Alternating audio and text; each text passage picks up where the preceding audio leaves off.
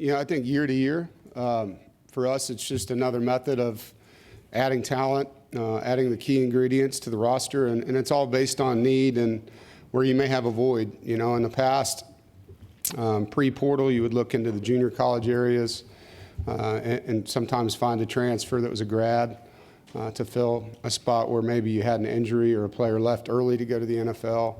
Obviously, as you guys know now, there's outflow and inflow coming in at different times, differently than there ever has been. And so for us, it's assessing your roster. It's never ending. It changes weekly on kind of where you're at, based on the health of what's going on, who's coming back, where you think you need to be better. And just getting into last season and how all this stuff came together. I mean, we've revamped our recruiting office 2 years ago, and once this stuff started, felt like we were chasing our tails a little bit. And so really came up with a plan, really based on NFL model on how they assess, how they evaluate once players are deemed players they would want on their rosters, how do they go about the process, and then integrating that into our program, have a great recruiting staff. And so it was regionally based, and you look at Jordan and Grayson, two guys that chose to move on from their schools. They were guys that are in-state players to us, and guys that I knew would have personal value in staying home and doing something with a team that has the largest alumni base in the state. And sometimes things just kind of click, and there was a bunch of guys in this cycle that wanted to come back to the state. Noah Rogers, Dalen Smothers, several guys, that were from Raleigh or from North Carolina that left and wanted to return back closer to their families and be a part of our program. And we were just able to get the right type of guys. And that's the biggest thing, when you want talent, that's one thing. Being here 12 years now, I'm not going to take a risk on the culture with that talent. You have to find guys that fit what we're all about. And it's earned, not given. It's guys that want to work and that enjoy the brotherhood of the game, that are willing to sacrifice for the cause. And that's really, we were blessed this year. We had a bunch of really good players that fit the kind of the design of what we were doing, that fit the returning players as well. Guys like Davin that have helped build this program. We don't want to sacrifice all the hard work of the players that have been here for a guy that's just coming in for a year. They needed to understand that they were joining something and in that helping them continue to grow what we do and increase what we're doing. And so we're very pleased. Obviously, two of the guys are here.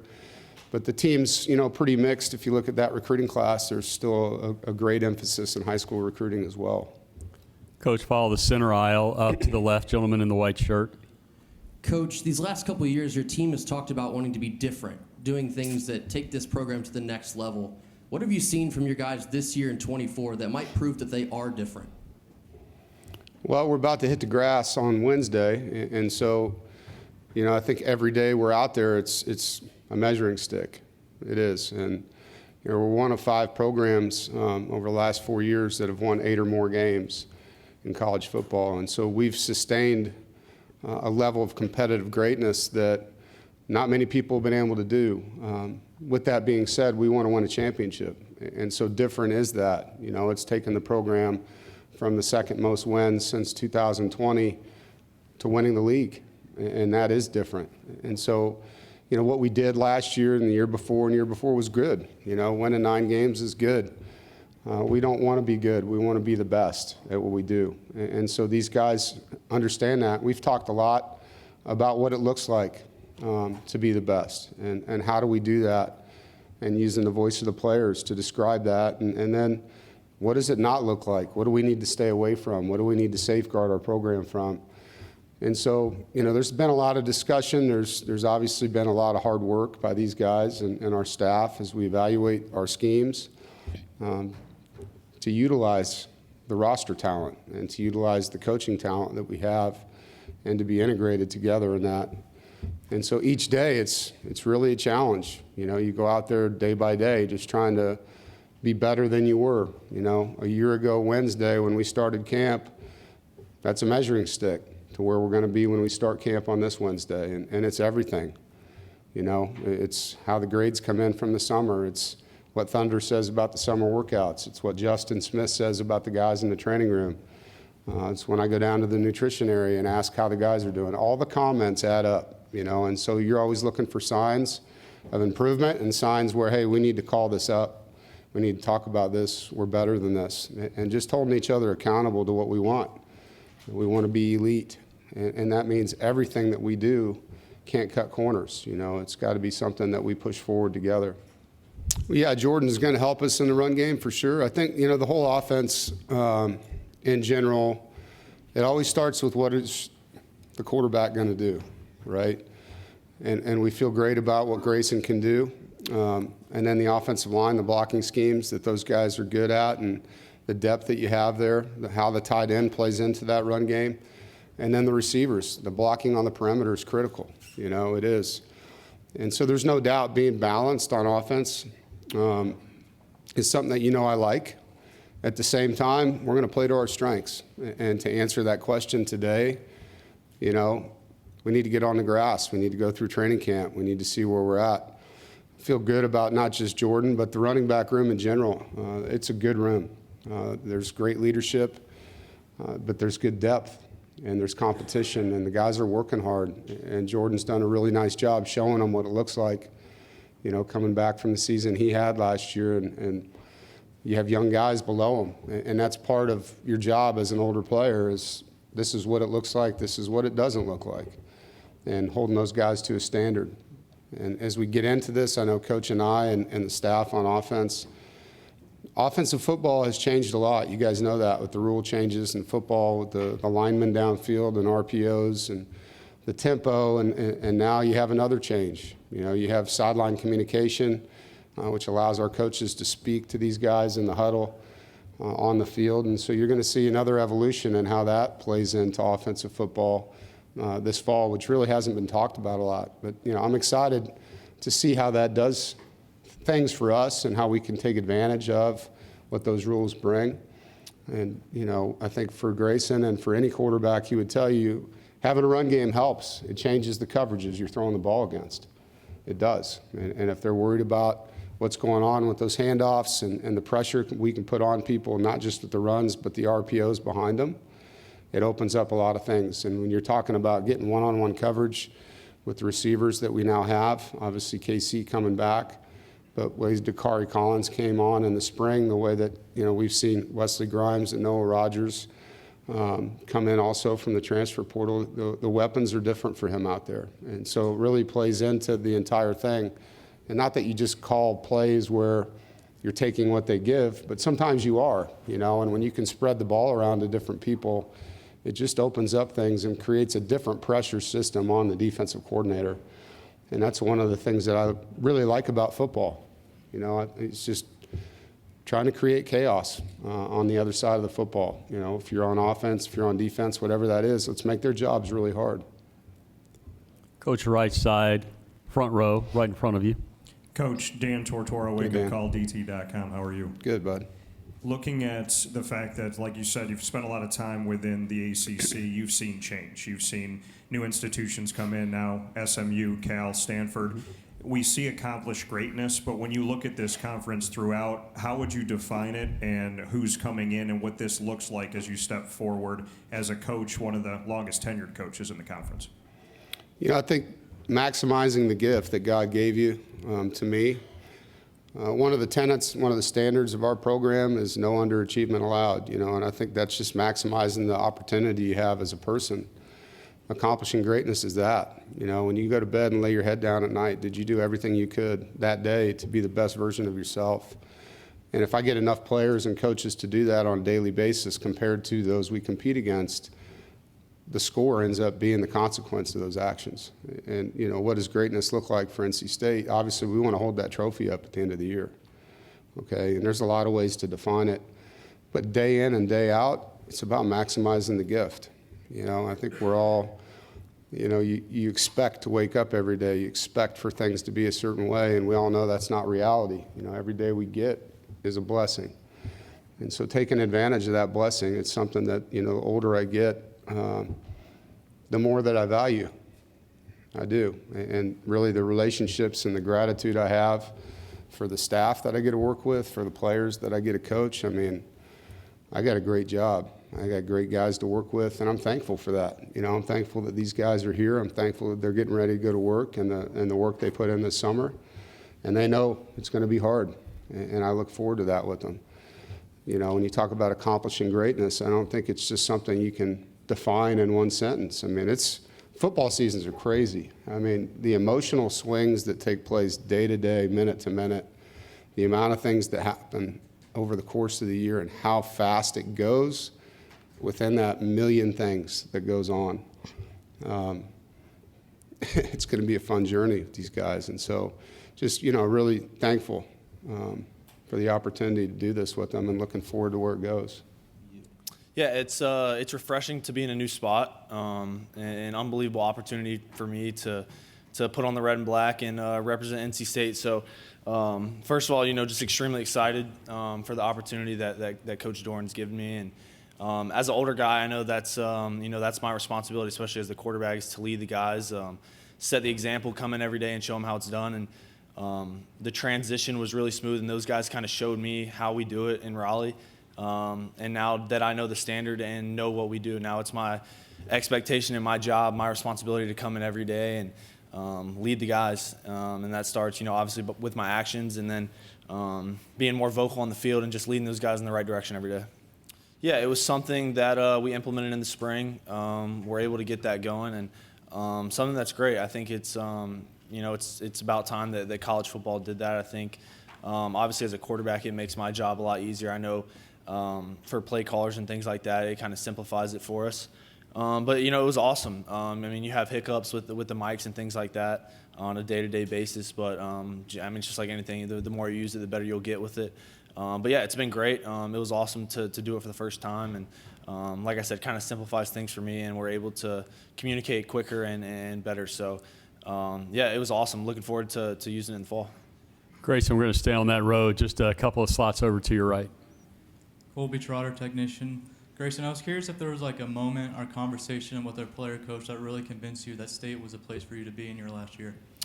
Yeah, you know, just on my visit, walking into the place, I mean, just kind of overwhelmed with the facilities, and then as I get there and able to talk to Coach Doeren, Coach Roper, Coach Anai, and then meet some of the guys, it's an unbelievable place to be. The culture is extremely strong. Coach Doeren's been there for obviously over 10 years, and the standard that he's set in place, and the play style that the football team has week in and week out, the toughness and the grit, the blue collar mentality, kind of the chip on their shoulder. That's been me. That's been me my whole career. So I think it's a perfect fit. It's a perfect mold for me to go in there and get the job done. But it's been awesome, unbelievable transition. Just really grateful for the opportunity to be the quarterback at NC State. Grayson, now we're going to go right in front of him. Next gentleman up. Tyler Budge, CF Budge. Grayson, I see the hair starting to come back. Will the mullet be back in full force this season? It's coming, baby. It's coming. I showed up to Raleigh with a buzz cut, and the guys were wondering what was going on. So I got a lot of mullet requests, and I'm bringing it back for the guys. So ready to let this thing go. And sort of as a follow-up, when you committed to Coastal Carolina back in 2018, they were just in their second year as an FBS program. Now, this year, you're going to be the starter in a power conference team. Can you describe what that journey has been like going from Coastal to now? Yeah, God works in mysterious ways. God's so good, and kind of surreal for me to be here at ACC Media Day going into year 6 as the quarterback at NC State. So it's been an unbelievable journey, a lot of ups, few downs, but I wouldn't trade it for the world. I'm so excited for this upcoming year, and just so grateful. Every day I walk in the building with a smile on my face because I truly am grateful to be in Raleigh and to be with the guys. So obviously wouldn't trade my time at Coastal Carolina for anything. It kind of, made me who I am, and, love that place. But, looking forward and really excited to be in Raleigh to play for NC State. Grayson, your last question will come from right up there in front of you, to your right. Grayson, Dan Tortora, wakeupcalldt.com. You went into it a little bit of your relationship with Coach and why that spoke to you, but you said being around the guys, like something just sold you on the Wolfpack to know that there's one more ride, one more opportunity this season for you. What is it about the culture and the environment of this team that you felt like had to be a place for you to spend that last year? the best football teams I've been on are player-led teams, and you get that vibe right when you walk into the building. You have guys like Davin Vann and players that have been there a long time that have put in the work and kind of set the standard and continue to build on it year in, year out. And, sitting down talking to the guys, I mean, it really, I know everybody says it, but, like, it truly is like a family identity in that building. Like, the guys love each other, and it's a special place to be. Like Coach said, like, he's around great staff, great players. Like, he loves doing what he do, and, like, I'm the same exact way. You walk in that building and, like, it's a good time to be there. Like, it's exciting to be in there with the guys. And, I mean, whenever I walked in and walked out on my visit, I knew that was the place for me. And, a lot of buzz in Raleigh right now with, obviously the men's and women's basketball team and baseball. So a lot of energy, a lot of support from the fans in the community, and ready to get this thing rolling, take this momentum, and keep it going. So thank you. I'm looking forward to it a lot. I had some great guys in front of me coming up, Drake, Peyton, Zay, all those guys. So they've taught me a lot in my 4 years that I've been here. So I'm really looking forward to it, and I'm excited to, take charge and be the leader of the defense. Davin, a follow-up to that from the podium. You were awarded the #1 jersey. Coach Doeren said because you play with one speed. What speed is that? 100%, 100% of the time, that's something Coach Thunder has helped instill in me, and Coach Gibby too. Just playing 100%, giving it all you got every time you go out there. So that's my one speed. Next question, right side, third row, right in the middle. Hey, Scout Hughes from WBRF. You guys only leave the state 3 times to play at Clemson, California, and then Georgia Tech. How important is that to play most of your games within the state of North Carolina this season? That's real important. We have a great fan base. Wolfpack Nation helps us a lot in games. They bring the energy and stuff like that. So I think that playing most of our games in state is a really good opportunity for us, and we're going to enjoy every moment of it. Davin, from the podium, you were a wrestler in high school, heavyweight division. How does your wrestling background help you in football? It helps me a lot. Wrestling has taught me a lot about, self-discipline, body leverage, body control, things like that.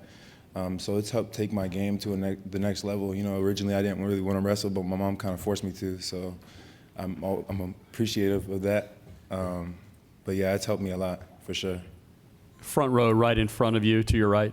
Dan Tortora, wakeupcalldt.com. The video, that decision for you to come back, just that moment, going through that whole process, bring me into that and how much fun that was to do with your family, and also the why of doing that. Because when we hear from NC State, there's something about when you're there, you stay. And Coach was talking about, that nucleus, that culture. So why did you decide to do it one more time? There was a lot of things that I wanted to work on personally, and Coach Doeren has helped me a lot with those things, mentally, emotionally, and physically as well. But it was more of the mental and emotional part. That was really one of the biggest reasons why I wanted to stay. And I also felt like there was a lot of unfinished business that I had to, wrap up before I left. So those were kind of the biggest factors in why I stayed. Of course, we take it a little bit personally, but, it's understandable. A lot of people think that because we lost Peyton, we lost our whole defense, but that's definitely not the case. The transfer portal has helped play a really big role in that. We got some dogs that are ready to go out there and go play, so our defense is going to be real good. Davin, your last question from the podium. You spoke about family. You've got your younger brother on campus, redshirt freshman Rylan. Do you give him his space? Do you guys hang out a whole lot? Does he have his own identity? Describe that relationship.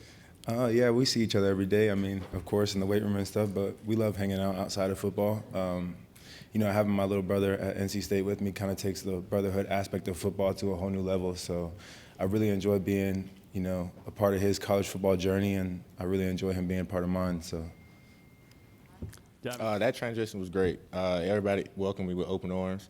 There was no ego. Everybody knew what we came to do, and nobody felt any type of way. And everybody's great, man. I love to be here. I'm excited, I'm happy, and I'm blessed.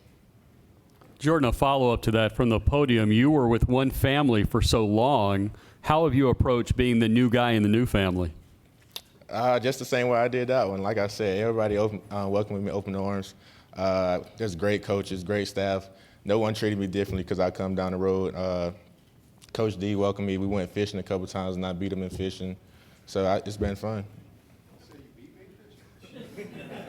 Kinda.